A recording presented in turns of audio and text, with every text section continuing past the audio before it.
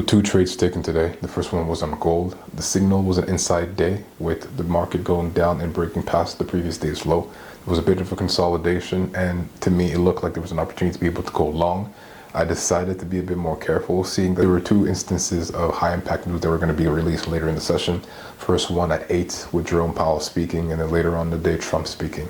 Once the trade tagged me in, I was able to get in with a reasonable size. I was following very closely, maybe a little bit too close, seeing what happened later on. The market came back and stopped me out at break even, maybe slightly below that, and then decided to slowly crawl its way back up. My target for this trade was the high of the day and maybe even the high of the previous days. After the market had stopped me out, the market started to go up and hit one of the levels that would have been potentially a profit. The idea of the news and the impact that it may have had made me a little bit more nervous and less willing to let the trade play out. If I'm willing to take a trade and take that risk, I should be willing to take the loss if it does come. My second trade was on the NASDAQ after the news release. I looked for an opportunity to be able to go long after a pullback and decided to get in and put a very tight stop loss. The market decided to pull back right after the second pullback and then stop me out. Overall, it's been a pretty good week. I was able to execute my plan quite well and things worked in my favor. What happened this morning on gold was an opportunity to show me that I may still need to work on certain things in terms of being willing to let things play out. I have a meeting with traders from my city tomorrow morning that I'll be attending and hopefully learning from people that are more experienced than me, so I'm looking forward to that.